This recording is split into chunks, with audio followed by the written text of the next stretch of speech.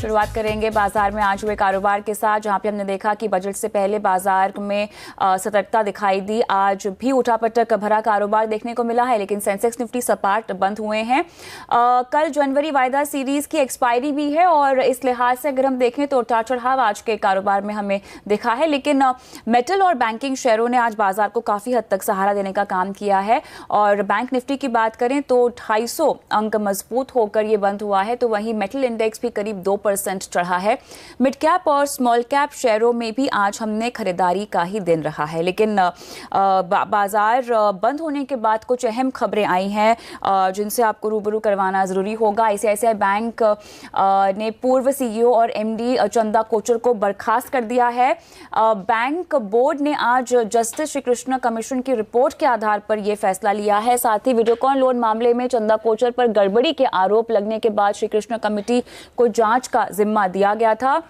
साथ ही कमेटी ने चंदा कोचर को कई मामलों में दोषी पाया है, खासतौर पर उन्हें कोड ऑफ कंडक्ट डिस्क्लोजर नहीं देने और महत्वपूर्ण फैसलों से खुद को अलग रखने में कोताही का दोषी पाया है। आईसीआईसीआई बैंक ने 2009 से 2018 के बीच चंदा कोचर को दिए गए बोनस वापस लेने का फैसला किया है। साथ ही चंदा कोचर को मिलने वाले किसी भी तरह के पेमेंट पर रोक लगा दी गई है। वीडियोकॉन लोन मामला खुलने के बाद पिछले साल अक्टूबर में चंदा कोचर ने पद से इस्तीफा दे दिया था, लेकिन अब उन्हें बैंक ने बर्खास्त कर दिया है। लेकिन चलिए इस पूरे मुद्दे पर बात करते हैं। हमारे साथ जुड़ रहे हैं हमारे मार्केट्स एडिटर प्रदीप पंड्या। प्रदीप, अब फाइनली जो रिपोर्ट में सामने आया है, इसे आप कैसे देखते हैं? बर्खास्त कर दिया गया है अब चंदा कोचर को आईसीआईसीआई बैंक से। इस रिपोर्ट की हाईलाइट सुनकर आपकी प्रतिक्रिया? साफ तौर पे चंदा कोचर को दोषी माना गया है 2 काउंट्स पे। पहला कि उन्होंने डिस्क्लोजर नहीं दिए, दूसरे कि उन्होंने खुद को इस निर्णय से अलग नहीं किया। और जस्टिस श्री कृष्णा ने जो सिफारिश की है कि इनके 10 साल का बोनस वापस लिया जाए, वो एक पीनल एक्शन साफ तौर पे देखा जा रहा है, जो कि काफी सख्त होगा। हालांकि अब यहाँ पे देखने वाली बात यह है कि चूंकि इस मामले में सीबीआई की भी एक एफआईआर हो चुकी है, तो वो कानूनी कार्यवाही अपनी जगह पे चल रही है। इसलिए आगे इसमें और भी कुछ परतें उभर कर सामने आएंगी, शायद और भी काफी डिटेल्स निकल कर आ सकते हैं। जैसे कि हम एक्सपर्ट से अभी तक जान पाए हैं, उनका कहना है कि शायद इस जांच का दायरा और भी बड़ा हो सकता है जब सीबीआई इस पे अपना काम करना शुरू करेगी। लेकिन ये अपने आप में एक बेहद अहम फैसला है, एक काफी बड़ा कदम माना जाएगा, जिस तरह से इस इंटरनल इंक्वायरी कमेटी ने फटाफट और एक स्पष्ट फैसला दिया है इस पूरे मामले में। लेकिन बैंक बोर्ड के लिहाज से आप इसे कैसे देखते हैं प्रदीप? क्योंकि हमने देखा था कि बैंक ने जब अपनी अंदरूनी जांच की थी तो वहां पर चंदा कोचर के ऊपर किसी भी तरह के इल्जामात नहीं लगाए गए थे, और अब इस रिपोर्ट के तथ्य सामने आए हैं जो कि बिल्कुल विपरीत हैं। तो उस बोर्ड के सदस्यों में बदलाव हो चुके हैं, चेयरमैन भी बदल चुके हैं। तत्कालीन बोर्ड और दूसरे लोगों पर जाहिर है कि जो एक आप कह सकते हैं कि गवर्नेंस से जुड़ा हुआ एक सवाल जरूर खड़ा होता है। लेकिन उसके बाद इसी बोर्ड ने ये कमेटी बैठाई और इस कमेटी ने अपना फैसला भी दे दिया है। तो ये काफी अहम होगा कि बोर्ड ने अपनी गलती अपने तरीके से सुधारी, और साथ ही साथ जो बदलाव किए गए, तो तत्कालीन चेयरमैन जिन्होंने वो क्लीन चिट दिया था वो भी अब बोर्ड से जा चुके हैं। तो उस हद तक ऐसा लगता है कि बोर्ड पर कोई मामला नहीं बनेगा। देखिए, बोर्ड के खिलाफ या बैंक के खिलाफ किसी तरह का कोई मामला बनता है तो उसका शेयर पर असर देखने को मिलेगा। अब तक जो हमें समझ में आ रहा है उसके मुताबिक शायद ऐसा नहीं लगता कि किसी भी तरह का कोई मामला बने। दूसरी एक और खास बात जो इस रिपोर्ट में कही गई है, वो भी इसी नजरिए से कही गई है कि शेयर होल्डर्स को किसी तरह का कोई नुकसान इसके चलते हुआ है, ऐसा नहीं माना जा रहा है यहाँ पे, क्योंकि साफ तौर पे कह दिया गया है कि इस उन सालों के दौरान जब ये वायलेशन चल रहा था, बैंक के जो ऑडिटेड फाइनेंशियल रिजल्ट डिक्लेयर किए गए थे, इंडियन गैप के मुताबिक हो या यूएस गैप के मुताबिक हो, क्योंकि वहां भी लिस्टेड है ये, तो उनमें किसी तरह का कोई बदलाव नहीं होगा, उसमें किसी तरह का कोई असर नहीं पड़ा है। यानी इस आप कह सकते हैं कि कोड ऑफ कंडक्ट के वायलेशन से बैंक के परफॉर्मेंस पर कोई असर नहीं आया है या बैंक को कोई नुकसान नहीं हुआ है, ये बात कही जा रही है। हालांकि ये भी एक सवाल रहेगा कि क्या वाकई में ये कंक्लूजन सही है, और देखना होगा अगर इस पे कोई सवाल आगे उठाए जाते हैं तो। ऑलराइट, इसकी डिटेल्स तो खैर आना बाकी है, लेकिन जो नतीजे आए हैं प्रदीप, उसको हम कैसे देखिए? देखिए, दिसंबर तिमाही में आईसीआईसीआई बैंक की ब्याज से आय जो है 15 महीनों में सबसे ज़्यादा आई है। बैंक की एनआईआई लगभग 20.5% बढ़कर 6,875 करोड़ रुपए रही है, लेकिन मुनाफा अगर हम देखें तो 2.5% घटकर 1,605 करोड़ पर रहा है। बैंक की रिटेल लोन ग्रोथ 22% रही है, लेकिन खास बात यहाँ पर यह है कि स्लिपेजेस में सुधार हुआ है। 3,117 करोड़ रुपए से घटकर ये 2,091 करोड़ पर आ गया है। बैंक की एसेट क्वालिटी में भी सुधार आया है, तो इसे आप कैसे देखते हैं? तो हम ये कहेंगे कि काफी सारे पैमानों पर सुधार दिख रहा है, लेकिन काफी हद तक ये बाजार के अनुमान के मुताबिक ही है। अभी तक मैंने किसी भी बड़े एनालिस्ट की कोई रिपोर्ट इस पर नहीं देखी है, तो वो रिएक्शन अभी आना बाकी है। लेकिन जहां तक मेरी बात हुई है और जो मुझे दिखाई दे रहा है उसके मुताबिक बाजार ने एक अच्छे नतीजों को डिस्काउंट किया था। स्टॉक में आज भी 5-5.5% की तेजी देखने को मिली थी। तो कुल मिलाकर ये जो नतीजे आए हैं वो काफी हद तक मार्केट में डिस्काउंटेड हैं। ऐसा कोई उसके ऊपर पॉजिटिव सरप्राइज हमें दिखाई नहीं दे रहा है। इसलिए मुझे लगता है कि इसमें ये उम्मीद करना कि कल फिर से एक अच्छी खासी तेजी होगी शायद थोड़ा मुश्किल है। देखते हैं, अगर कोई ऐसी खास बड़े अपग्रेड्स निकल कर आते हैं सिर्फ इस नतीजे के बाद तो उसका इम्पैक्ट दिखाई दे सकता है। अदरवाइज ऐसा लगता है कि बाजार को अंदाजा था और बाजार ने उसको काफी डिस्काउंट किया है। ऑलराइट प्रदीप, शुक्रिया समय निकालकर हमसे बात करने के लिए। और चलिए अब कल के कारोबार के लिए, कल की रणनीति के लिए आपको तैयार करते हैं। और हमारे साथ अब जुड़ रहे हैं हमारे आज के एक्सपर्ट आनंद राठी इक्विटी एडवाइजरी के vice president Siddharth Sadani. Siddharth, good evening, स्वागत है आपका। ओवरऑल बाजार की चाल पर कल आपकी नज़र कहाँ कहाँ होगी, ये बताएं। नमस्कार कविता। ओवरऑल पर्सपेक्टिव से मार्केट अभी भी नर्वस रहेगा कल के दिन में भी। जैसे भी रिजल्ट रिएक्शंस आएंगे वहां पे हमें देखना पड़ेगा कि किस हिसाब से नतीजे आते हैं। आज का दिन मोर और लेस मिक्स्ड बैग रहा। कुछ एक ऑटो के नंबर आए, वो भी कुछ मिक्स्ड बैग थे। तो ओवरऑल पर्सपेक्टिव से वॉलेटिलिटी का सेशन रह सकता है कल का दिन। ऑलराइट, एक्सपायरी के चलते आपको बाजार में कितना उतार चढ़ाव देखने को मिलेगा? मैं मानता हूं कि एक्सपायरी के चलते और नतीजों के आने के चलते बहुत ज़्यादा उतार चढ़ाव रह सकता है। ओवरऑल पर्सपेक्टिव से हम पिछले एक हफ्ते से देखे जा रहे हैं कि मार्केट बहुत ही ज़्यादा वोलेटाइल है। किसी दिन 100-150 पॉइंट इंट्राडे में भी डिप कर लेता है। तो उसी प्रकार का मार्केट रह सकता है एक्सपायरी के दिन कल। चलिए, यहाँ पर बहुत नतीजे भी आए हैं जिन पर हमें एक एक करके आपकी राय भी लेनी है सिद्धार्थ। और ऐसे में सबसे पहले हम बात करेंगे एनटीपीसी के नतीजों की, जहाँ मुनाफा 1% बढ़कर 2385 करोड़ पे आया है। आय में भी इजाफा होता हुआ देखा गया है, 16.1% से बढ़कर 24,120 पर यह आंकड़ा आया है। और आपको बता दें कि यहाँ पर 3 रुपये 58 पैसे प्रति शेयर अंतरिम डिविडेंड देने का भी ऐलान किया गया है। 5 पर 1 बोनस शेयर का भी ऐलान किया गया है जिसको बोर्ड ने मंजूरी भी दे दी है। सिद्धार्थ, आपका टेक? नतीजे अच्छे हैं, बहुत महत्वपूर्ण, बहुत बेहतरीन नहीं है, बट मैं मानता हूं कि जो सिल्वर लाइनिंग है ये नतीजों में कि मार्जिन एक्सपैंड हुए हैं। प्रॉफिट, मुनाफा जिसे हम कहते हैं, वो फ्लैटिश है। तो नतीजे ठीक है। और स्टॉक में देखिए बहुत बड़े उठापटक नहीं होती है एनटीपीसी में। तो ये नतीजे देखते हुए हमें नहीं लगता कि बहुत बड़े तेजी हो सकती है।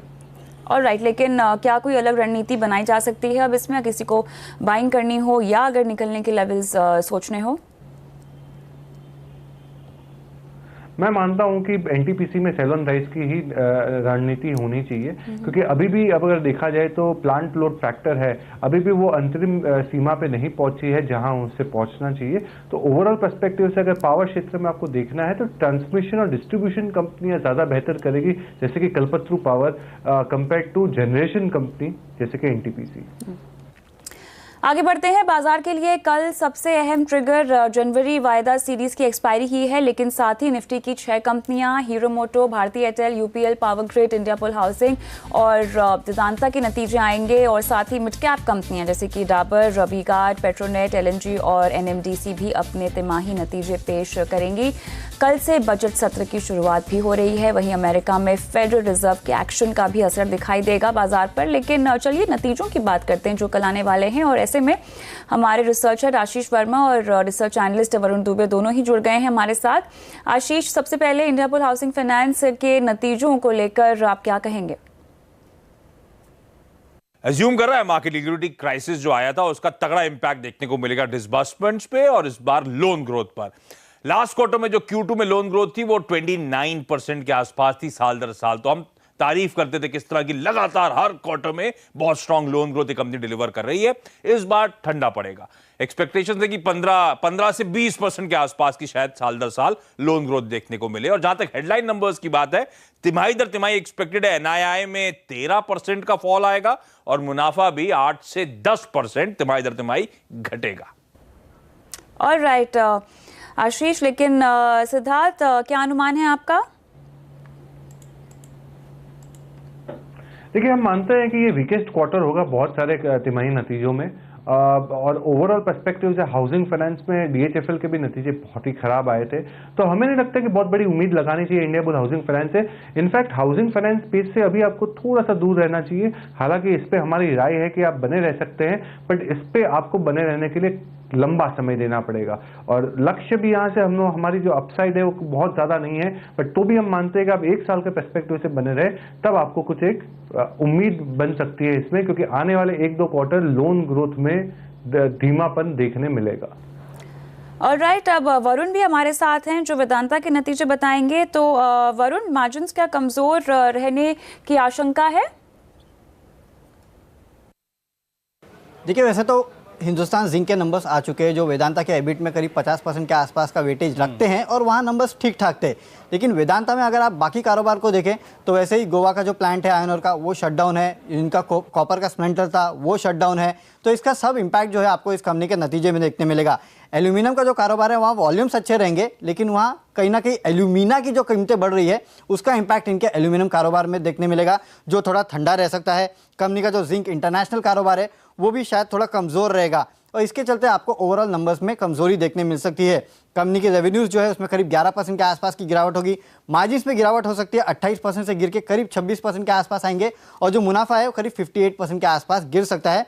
करीब 2960 करोड़ के आसपास था, इस बार 1250 करोड़ के आसपास ही आ सकता है। लेकिन याद रखिए, कंपनी का जो ऑयल एंड गैस कारोबार है वो अच्छा प्रदर्शन कर रहा है, जो आयरन ओर का कारोबार है वो अच्छा प्रदर्शन कर रहा है। तो यहाँ से कुछ मदद कंपनी को मिल सकती है, लेकिन जिंक और एल्यूमिनियम का कारोबार जो खासकर है वो शायद काफ़ी प्रेशर में रह सकता है।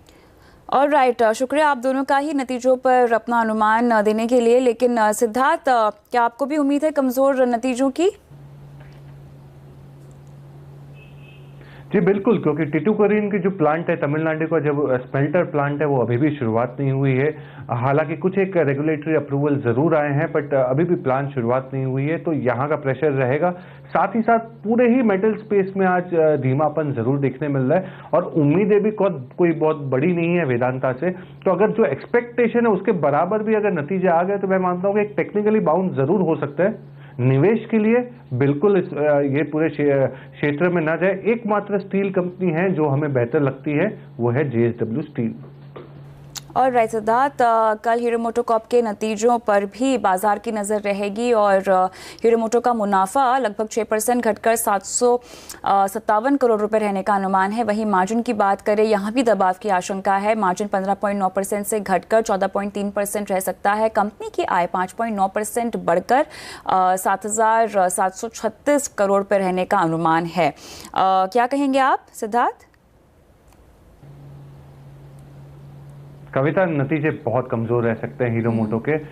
जिस हिसाब से मार्जिन में गिरावट हमने बजाज ऑटो में देखी है, 19% से 15% पे आ चुका है, उसी हिसाब से 500 बेसिस पॉइंट या 400 बेसिस पॉइंट का हिट देखा जा सकता है हीरो मोटोकॉर्प में।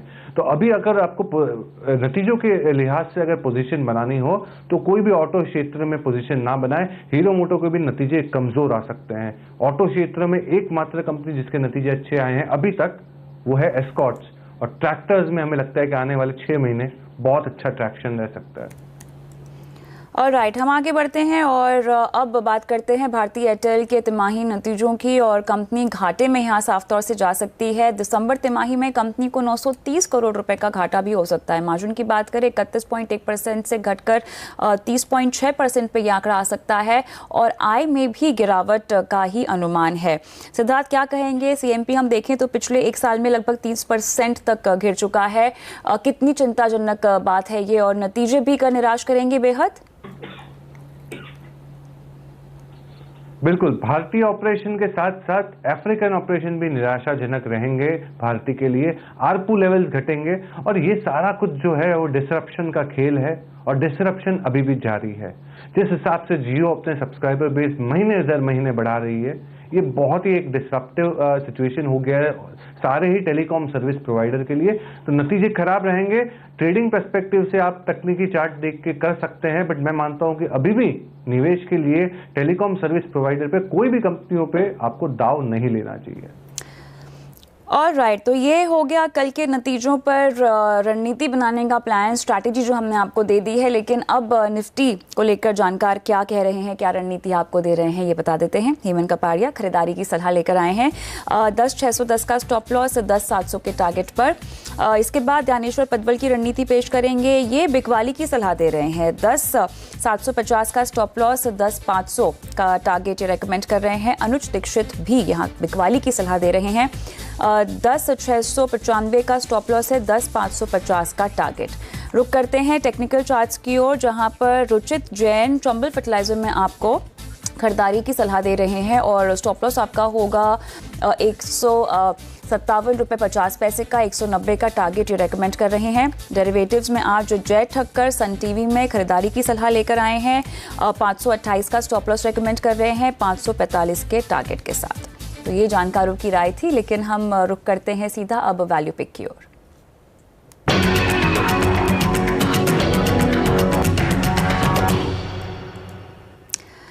तो सिद्धार्थ, इस तरह के बाजार में वो कौन सा स्टॉक है जो बम्पर मुनाफा दे सकता है? वो होगा HCL टेक्नोलॉजी, नेक्स्ट जनरेशन की ग्लोबल टेक्नोलॉजी कंपनी। नतीजे बहुत बेहतरीन, 5.5% के आसपास कांस्टेंट करेंसी ग्रोथ। करीबन 17 बड़े डील्स किए हैं ये क्वार्टर में। हर एक ज्योग्राफी में डबल डिजिट ग्रोथ देखने मिला है। मैनेजमेंट मानती है कि आने वाले समय में जो कांस्टेंट करेंसी का जो गाइडेंस दे रहे हैं वो करीबन 9.5 से 11.5% का। हम मानते हैं कि डिजिटल और प्रोडक्ट बिजनेस में कंपनी बहुत बेहतरीन परफॉर्म करेगी। HCL टेक्नोलॉजी नतीजे स्ट्रॉन्ग, आउटलुक बहुत अच्छा। 1182 के टारगेट से आप इस पे बाइंग कर सकते हैं। करीबन 16% का अपसाइड है। 6 से 12 महीने की समय सीमा रखनी चाहिए। 16% का अपसाइड, 6 से 12 महीने का नजरिया और 1182 का लेवल आप रेकमेंड कर रहे हैं टारगेट के तौर पर रखकर इसमें खरीदारी करनी चाहिए। वैल्यू पैक आपकी आज की HCL टेक। चलिए अब देंगे आपके सवालों के जवाब स्टॉक फटाफट में। और इस कड़ी में पहला सवाल मोहम्मद फारूक का है एशियन पेंट्स पर। और सिद्धार्थ, इन्होंने जो खरीदारी कर रखी है वो 1130 के लेवल पर है। मुनाफे पर बैठे हैं 260 रुपये 40 पैसे प्रति शेयर। तो और निवेश को बढ़ा सकते हैं? बिल्कुल गिरावट पे बढ़ा सकते हैं। 1470 का लक्ष्य होना चाहिए। नंबर्स बहुत अच्छे हैं। 20% का वॉल्यूम ग्रोथ देखने मिला है। एशियन पेंट 1470 के हिसाब से आप ले सकते हैं। किसी को नई खरीदारी करनी हो स्टॉक में तो फिर किस लेवल का इंतजार करना चाहिए?